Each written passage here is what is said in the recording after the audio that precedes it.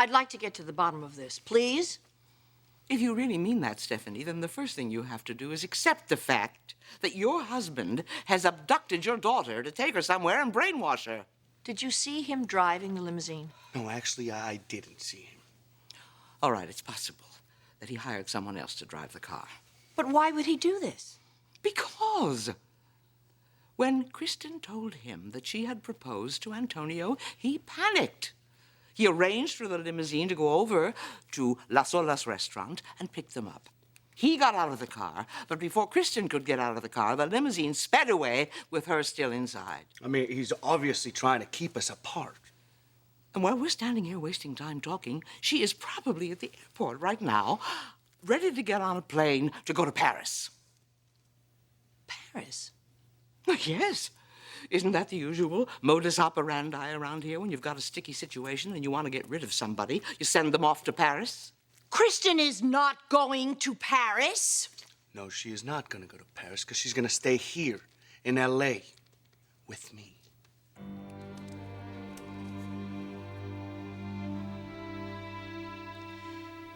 That video was overwhelming. I know, honey. I know. We all know about AIDS. We know how devastating the last stages can be, but to actually see it, I can't imagine watching someone you love go through that. But we will, honey. We will all be there for Tony as his situation, as it changes. That's right. Nobody expects you to turn your back on it. But Kristen, marriage cannot be an option. You got to face reality here. Family and children, these are things that Tony cannot give you.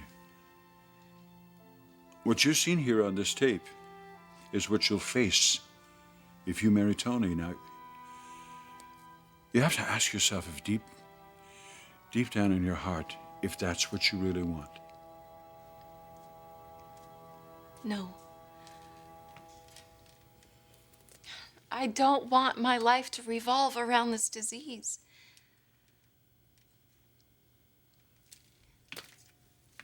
But that is our reality. And Tony and I have accepted it, and we have decided to face it together as husband and wife. Kristen, no. Chris, think about what you're saying. Clark, I have thought about it. I have thought about it a lot. I've prayed about it. I have searched every inch of my soul. And all I come up with is that I want to be with Tony. We have to be together. What we have is too precious to just let it go. Kristen, you'd be sacrificing every potential that your life ever had. I'm sorry, Dad. This is what I want. And you will see that something positive will come out of this. Now, I don't know what it is yet. But there is a silver lining to this tragedy, and Tony and I are going to find it.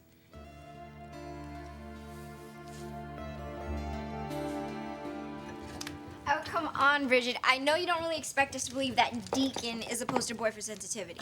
Well, he's always been really nice to me. Yeah, but all that stuff about romantic walks on the beach and adoring his son. It's true. He reminds me of Nicolas Cage, you know, wild on the outside, but really sweet on the inside. Everybody reminds you of Nicolas Cage. Hey, believe me, I was as surprised as you are. When I first met Deacon, I thought he was this dark, mysterious, tough guy. Being with him just felt dangerous. It's not like that anymore. Deacon makes me feel safe. I know he'll never let anything bad happen to me.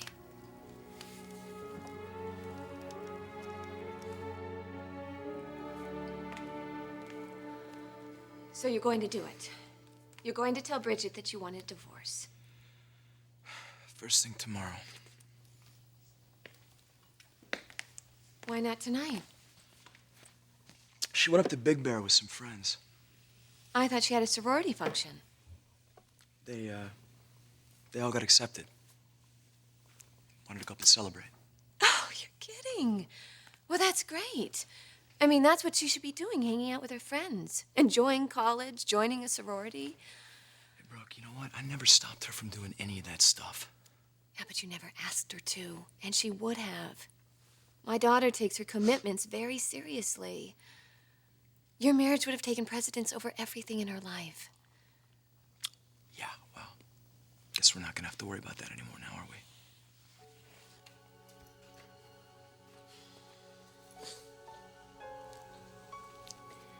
After you confront Bridget, I will be there for her. Well, I'd say that's a good thing, Brooke, because she's gonna need you. Thanks. No, Deacon. Thank you.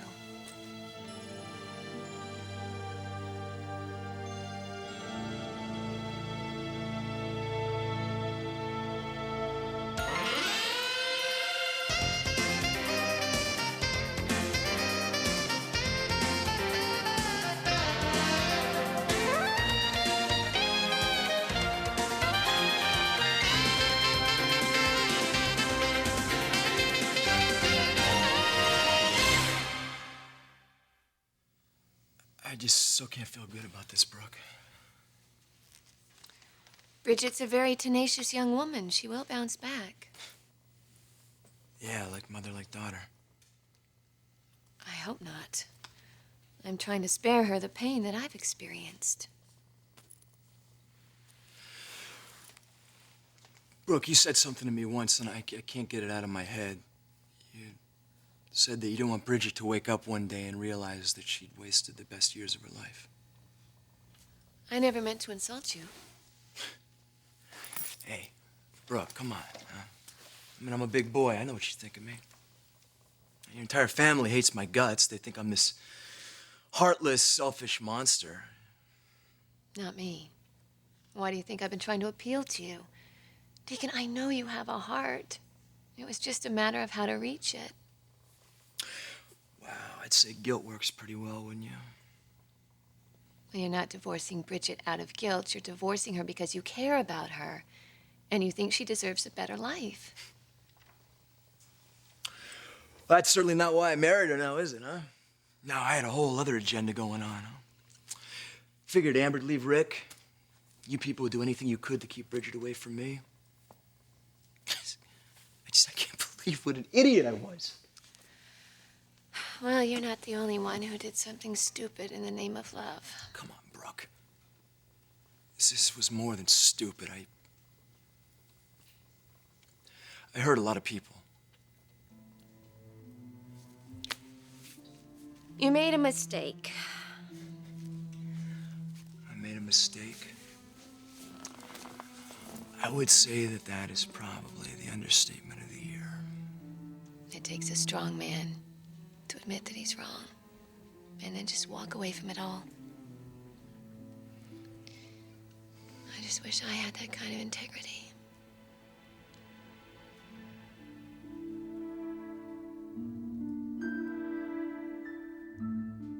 Nothing is coming between us, Mrs. Forster. We are committed to each other. Yes, you said you've already accepted her proposal.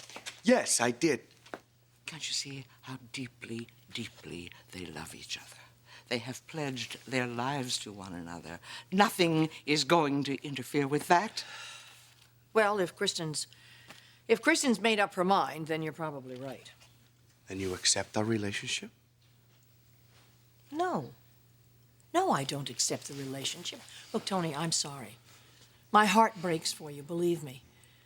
I wish there was a cure for HIV, but there isn't. So for you to stand here and tell me that you're going to pursue a physical relationship with my daughter, it's just unacceptable.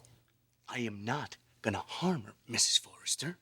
I'm not gonna put her at risk. It's all right, Antonio. I don't think we should talk about this anymore. We have to do something. Stephanie, please. Can't you find it in your heart to come up with an ounce of compassion and understanding for these young people? Can't you offer them your support? I don't believe this is any of your business. It is my business. Because Antonio Dominguez is more to me than just a designer at Spectra Fashions. We are very close friends. And I care about him as I would care about a member of my own family. And that is why I will do everything I can to stop anyone from robbing him of what means most to him in this life, his hope for the future. I'm just trying to protect my daughter. Then you do know where she is. No, I don't. Well, then you better get on the phone right now and start making calls and try and track her down. Otherwise, I'm going to be forced to call the police. You're gonna call the police? You just told me not to call the police. You said she's with Eric. Yes, I honestly believe that she is with Eric, but I don't know where he's got her. And if I have to call the police in here, you know what that'll mean. All kinds of headlines. Things like fashion mogul kidnaps own daughter. The press will have a field day with this. I'm surrounded by lunatics. I'm gonna call Eric on the cell. And let me just tell you something. If something has happened to Kristen and she is not with him, if something's happened to her, I'm gonna shoot the two of them. No more talk, Stephanie. Just make the call. Eric? Yes. Listen, is Kristen at the office there with you? Is she all right? Well, Tony and Sally were here. They said something happened to her, and I couldn't understand anything that was going on.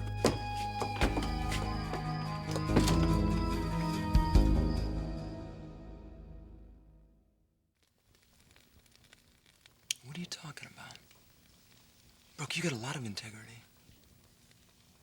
I was pursuing a married man with 3 children. You thought Ridge was in love with you.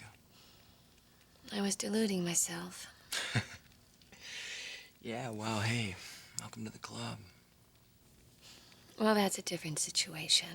What I did with Thorne and Taylor and those poor kids. I really believe that Ridge and I belonged together. Brooke, you were following your heart.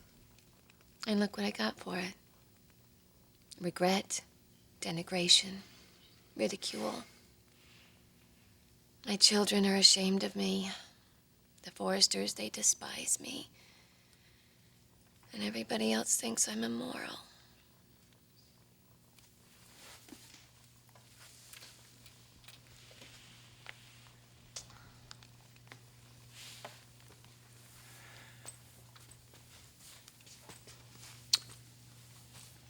I don't think you're moral. I think that you're a very brave woman who took a shot at everything for happiness. And I'll tell you what, I respect the hell out of that. I'm just sorry it didn't work out for you, that's all.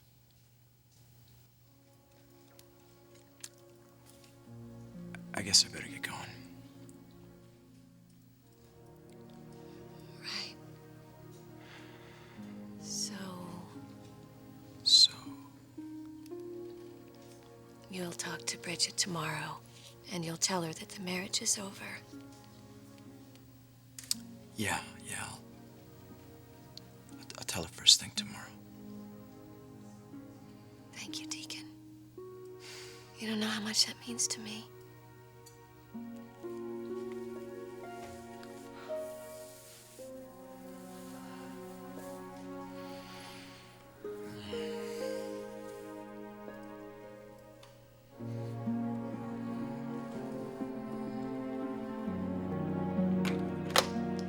Dad, I know Tony is looking for me. Will you just stop thinking about Tony? Clark, he has no idea what happened. I need to go. Kristen, wait. No, let her go, Clark. No, Eric, we can't just let her leave.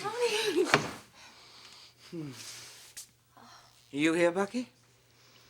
Why am I not surprised? What are you doing here, Sally? What are you doing here, Eric? Abducting your own daughter, scaring us all half to death? You ought to be ashamed.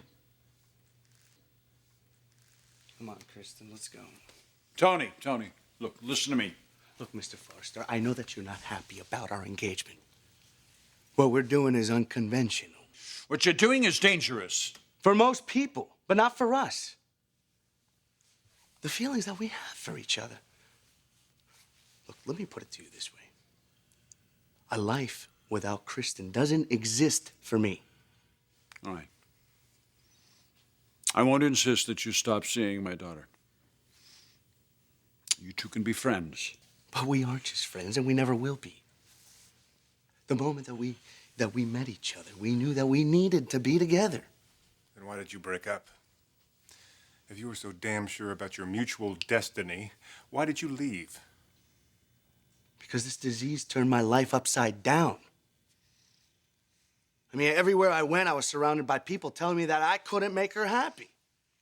that I couldn't give her the life that she deserved. And you know what? I started to believe it. Up until Kristen convinced me that the only life that she wanted was a life with me. She made her own decision. She proposed to me.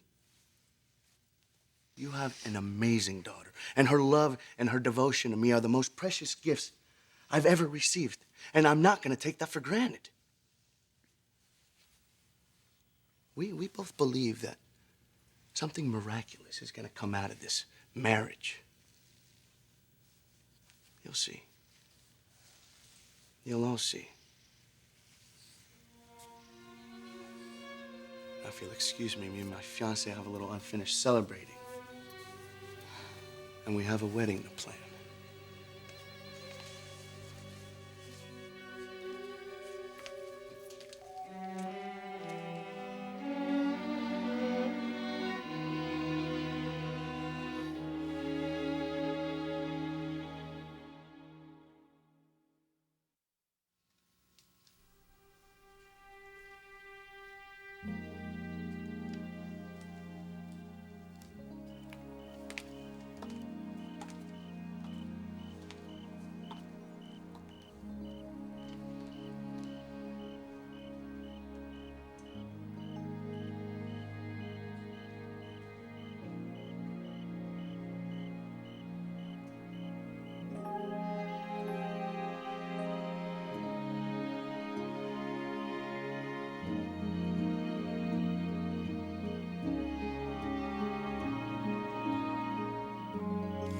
Bridget, tell us, what's it like living with a guy?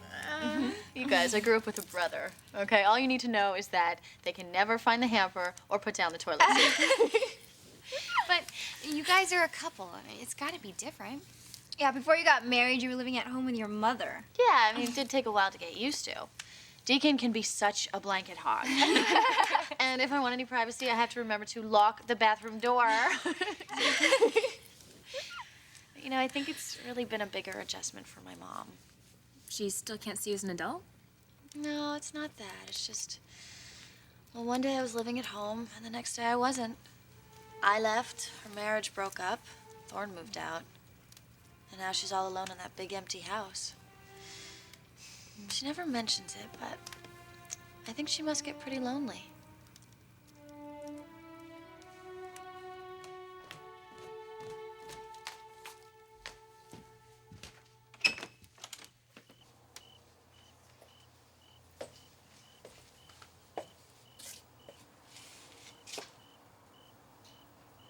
Hi. I thought you left. Yeah, I was going to. Did you forget something? Are you tired? No. Me neither. You don't feel like going home? No. I noticed you had a bottle of single malt scotch in your living room. I was thinking that maybe we could have a drink.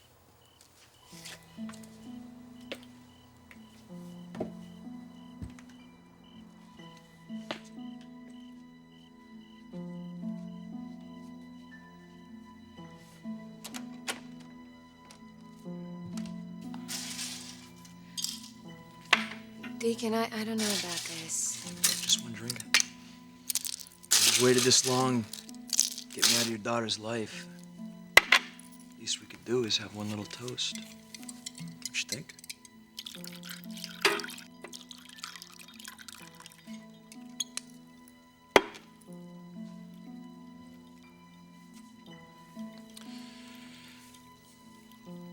To Bridget's freedom.